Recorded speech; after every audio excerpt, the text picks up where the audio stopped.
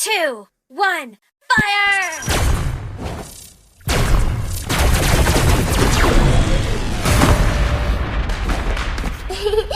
To me, fun is all that matters.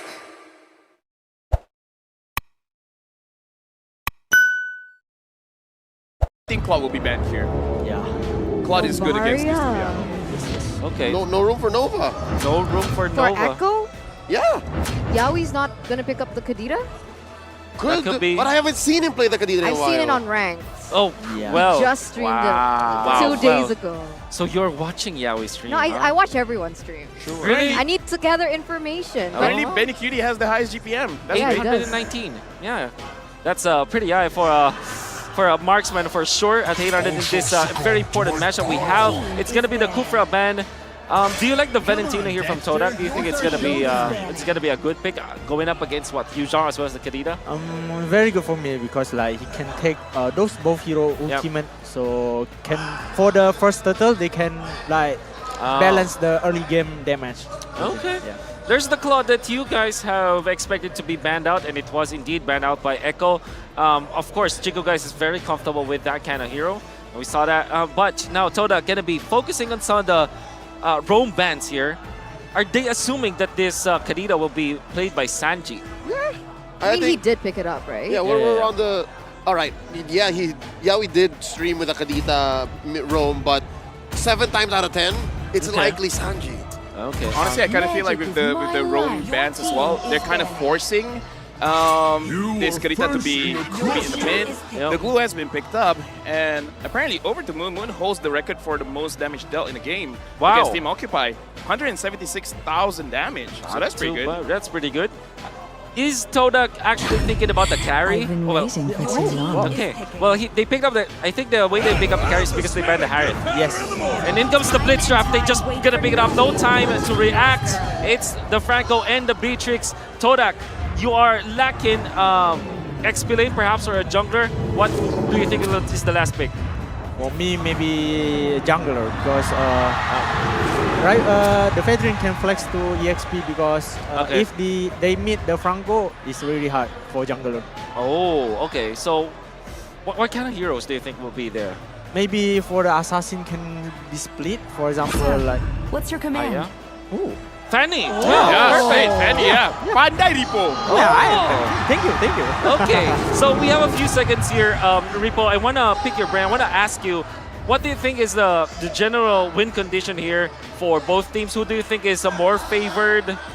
For me, I didn't pick any side. I'm Malaysian, but I really like Echo Draft. Seriously, Okay.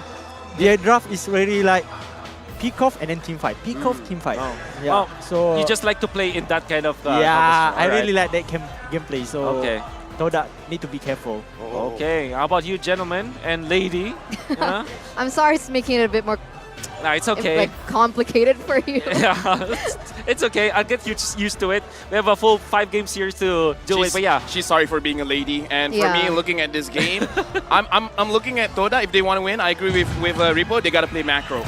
Gonna play macro. That will be the win condition for Todak, while Echo very comfortable with this.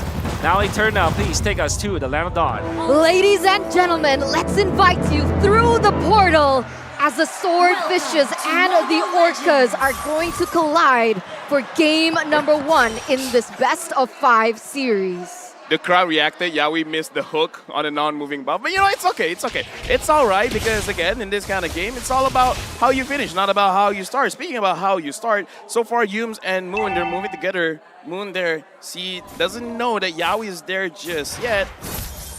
Pulls the buff. Finally gets it. Doesn't really matter that much. Oh, right? they're gonna sandwich the playmaker. Backing up Yums. Very low, YAWI. Where you going? He survives. Yeah, you just mentioned it, right? It's Yeah. not how you start, it's how you finish. And he does land that hook, and it does buy Echo a little bit of time here in the early stage of the game. But one of my questions is this a signature YAWI at the Franco? Honestly, I kind of feel like YAWI is one of those players that could just do with anything, right? I wouldn't say it's signature, but he's very good at it. When you say signature, you're still looking at the Cho, maybe even the Kufra, but oh wait, Sanji's gonna be okay. There's the knock-up, concussive blast trigger, a few basic attacks could have done it. Sanji lives. Yeah, he still gets out for the moment here. And you can see the rotations happening, like the difference in rotations happening from both of these teams. Feels like Todak gonna spend a little bit more time and looking to invade, actually. Karltzy and Rival going at it. Yep, I think he got the call from Moon. They're looking for the play here, the invade. Oh, instead gonna move over to the gold buff. Right now, honestly, looking at the bottom side because I'm very curious how Chico Guys is playing this lane because as a carry with the Purify, you kind of can't take those very aggressive trades because if you have a very, very bad positioning, you don't have a lot of options to run away. So for now, BENNYQT is actually forcing Chico Guys to be in his turret. As I say that, Chico Guys is moving forward.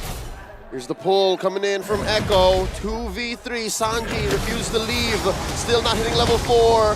There's the Black Dragon form coming in, drawing a line between the members of Todak and Echo. Karltzy scores a turtle. Yeah, in this early game, you would expect that Todak might be a little bit more aggressive, but it doesn't seem like Rival want to go for the objective play. I mean, looking at his emblem itself, right, he wants to go for these plays on those side lanes, give perhaps Chico a little bit of a fighting chance, realizing because he's on the carry, he is in a losing lane against the Beatrix. Yeah, I kind of feel like Rival, I think he goes in just a little bit just to see how much he's dealing damage in this game. And I kind of feel like, okay, I don't feel like I'm enough just yet, so he's going to wait just a little bit more. I saw a little bit of attack speed, a little bit of damage there on his starting build. Not sure what his first build is going to be, but for now, I kind of feel like Todak, they do want to go a little bit aggressive. They want to make sure that they win the side lanes, but it does look like it's not going to be enough. And for now, 2 fingers. That means it's going to be quick, not the quickest, but still relatively quick. It's a relatively easy to fix situation here, as you can see. Sure, whatever. But in the early days of Mlbb esports, it's Karltzy. I mean, that's why the Lancelot, he has a Lancelot skin. He is the Lancelot He is skin. the Lancelot. He's a pretty good-looking Lancelot. Okay, and with that in mind, let's see. Oh, what? There's a bite down on Ayums. Again, we mentioned the GOAT. He draws first blood. I mean, that just happened. Chico Guys losing the lane. You were talking about how Echo will be the one moving forward. Exactly. And, that just happened. Satu v satu. Yeah, they heard you. I mean, for some reason, I cannot say that I did not expect that to happen from Chico. Hey, He's always so aggressive. They don't know that Echo wanted to go just as fast given their pick-off engagement. As Ripo said, right? This is the place that he likes. Well, I mean, you know, Todak has the second option of splitting the map. Usually we see carry with something like a Kaja or a Franco to make sure that you get that confirmed 2v1 kills, but I don't know. I'm very interested to see how Todak is going to move around the map because, again, something about Todak, I would say one of the early monikers for them is that they're the king of comebacks because they always seem to lose the early game, come mid and late. Somehow they just turn things around. I'm actually quite interested in this in-game equipment by the Beatrix, right? So Fury Hammer for the damage, and she has the pants, but she's in a winning lane. Is it because she's, you know, vying that Rival may come to that lane? Yeah, legit, because again, anything could turn around very, very quickly, especially now looking at this. 4 people from Todak are coming down. It looks like they know something is up, so YAWI is just bringing the farm a little bit quicker. Now looking at the emblem set as well, I don't think anything is going to grab anyone's attention. Yeah, and again, the steal take place just to make sure that Rival can get a kill, and I think that's why Rival came, saw how much damage he can deal, and then he's like, yeah, it's not enough. It's not enough. Yeah, so far here, things are getting a little bit more passive. Both teams are trying to set up as best as they can to get that next objective, which is that turtle, right? Both of these teams are quite dependent on that level 4. They've hit that already, as we are already in the 5th minute of the game. Yep, Karltzy making a beeline. He knows, not wasting any time. SANFORD goes for the Black Dragon form, no one home. Instead, Todak is going to inhabit the lower part of the map. They're going to try and pressure BENNYQT here. Spots! YAWI gets a kick. That's 4 members. Make that 5. Todak get the pick off on the playmaker. Wait, that's a lot of resources for YAWI. Was that worth it? Whoa, whoa, whoa, it's Sanji? We'll talk about it in a bit. Yum's looking for 1. Sniper shot misses. The question. Yeah, back to that, right? Was it worth it to, you know, just expand all your resources onto YAWI there? Definitely, because YAWI is the one that can stop the play from happening with the Bloody Hunt. So I kind of feel like drop down YAWI first, and then if you guys want to go again, you guys can go again. And I kind of feel like this is one of those early strats where you try to drop at the tank first, just to make sure that they can't do anything come late game. Flicker Bloody Hand looking for the knock-up as well. Yums is still here. In comes Rival as well. Yums gets the kick. Down one. SANJI does not survive. In comes Karltzy, taking down Rival, but he's sandwiched by 3. Can he get Moon? The answer is no. Retreating underneath the base. The turret. SANFORD finds 1. And now they're looking for more. SANFORD very low. Not enough basic attacks from Chico, guys. They disengage. You can tell that YAWI is out for blood, right? He was taken down earlier by the play coming in from Yums, and he did the same thing. However, it does result in a 1-for-2 trade, and it actually alleviates Echo's pressure. Right now, looking at the situation, Echo still has a very good goal lead. YAWI able to pull the buff away. Looking at the situation, Todak is really just waiting for opportunities. Once the opportunities present itself, then they'll go in. And looking at the way that they've been playing, they're really looking at Moon as well as Chico. Do you guys have enough damage? And it looks like they don't have enough just yet, especially Chico guys gets taken down. So she wrote, they're going to convert into this tier 1 up top. Down bottom, it looks like they're going to go for the same play. It looks like Todak might try the same thing. Just throw everything at YAWI.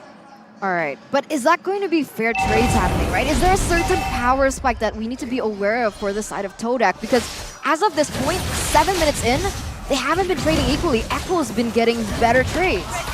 Long for that. Karltzy secures it. Nope. Nothing to trade here. They're outgunned and outwitted. The turtle goes over to Echo. That's a clear advantage going over to the Orcas. Honestly, one thing that you could look out for is Chico guys having 3 items first, because Chico guys is the most confident one. He has that 3 items, but there's another bite down and a pickoff. Yums didn't know what hit him. You were saying? Nah, I'm just saying, like, how can you really do anything when the moment you want to move, you get caught? Because at this point, Todak keeps getting caught. But here's the thing.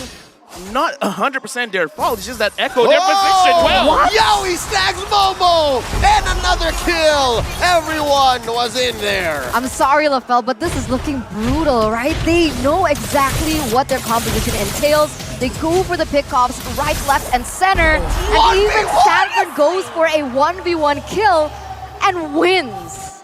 Dude, I don't know. We've seen a lot of fannies drop to the EXP laners, the Badang, the Yuzong, and I gotta say, Yuzong, the damage can be quite deceiving because the damage is coming in from that passive. And for now, look at this, the way they're controlling the buff. If Rival couldn't get a lot done in the early stage of the game, now it's gonna be more difficult for him. Oh, there you go, SANFORD. You mentioned this. They're choking out the purple away from Rival. SANFORD popping the Black Dragon form preemptively. An easy take in mid for Echo.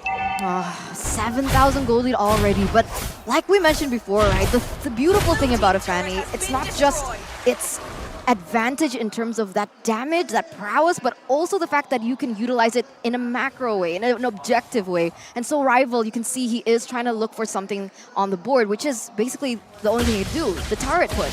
Yeah, right now looking at the itemization as well, SANFORD just with that Hunter Strike. Oh, that could have been very costly, Rival. Anyways, looking at itemization from Chico guys, he has 2. Looks like he's on the way to finish his Wind of Nature. Once the Wind of Nature is done, I kind of feel like they're a little bit more open to getting into those fights. But again, even if Chico guys is open for the fight, you gotta be careful of SANJI, man. SANJI could one-shot him as well. Oh, there's a hook coming in. Yums, close call. Echo did not say go. Lord very low, 1/10 of its health left. The Orcas score 1. Like, even if Rival wasn't that low, he's level 9. He was level 9. He just went to level 10, but he was a level 9 against Karltzy, who is level 11. So is that really something that you can even contest at this point? Here's the thing, even if they're 15 to 15, going up against a Lancelot, it's not gonna be easy. The Lancelot, not even it's the Lancelot. Yeah, because even just Lancelot, right? The Lancelot is just so good. Okay, never mind. Conceal When can I talk? When can I Conceal talk? play. Rival just walked into that, and it's not even his fault. Go ahead, LaFell. Nah, you know what? I'm done. Echo Express. Echo Express, man. They didn't move the game so fast. Look, I'm just looking at the play and I'm like, okay, the moment I say something, YAWI's gonna catch someone. Or so there you go. It could be SANJI. It could be YAWI. Bombs away. Scores 1. A close call, but here comes SANFORD. He wants to finish the job. Mid lane in jeopardy. They finally get it. Lord smashes that inhibitor. It's looking brutal. Okay, finally that hook does not land on to Todak, but it does give Todak maybe a little bit of breathing room. And at this point, right, Chiku guys, 2-2-0, level 11, just hit that power point. But does he have the items even to dish out the damage that he was meant to? I don't know, man. 10,000 gold lead. If it were me, I'd be having asthma attack. And now, rival, no energy. They're sandwiching him. SANJI gets a beat on him. YAWI misses the hook. No energy. Spotted by Karltzy. Down by SANJI. Oh, he was cornered even before he knew it. 11,000 gold lead. Not looking too good because for them, now they got to make sure that they can survive and engage coming in from Echo for someone to eventually split push. But with Sanford and SANJI, the way that they've been playing, I don't think they can survive. Here comes Sanford coming in from the west. Breaking that holy shield, knocking up Momo, knocking up Yumes, and there's the plan of execution. They're not letting Todak breathe. Underneath the ocean, they take Sanford, the punish from Todak. Yeah, a 1-4-2 trade, so they are able to defend it. They don't lose that tower in the top side, but in exchange, they have to lose Yums and Momo. It could be worse. It could be Chiku guys. But now, because the waves are hitting like this, Chiku guys does have some time and the resources to be able to maybe try and catch up. Okay, let's look at the instant replay, see what really happened here. And here's the thing, this is always how Echo starts a fight. YAWI, you try someone, you didn't get it. SANJI, no? All right, well, Sanford is going to come in and make sure something happens. And in this situation, Chiku guys was able to dodge a lot of the damage, a lot of the attack. Chiku guys still has that Purify, so it's going to be good going up against the next team fight at the Lord if they want to go for it. But the thing is, someone has to be the one to take away the Franco ult. Someone has to be the black sheep. Someone's just got to be like, yo, YAWI, look at me. Hug me, bro. The scapegoat. Someone has to be the scapegoat. Sacrificial lamb. Here we go. A hook thrown out by YAWI.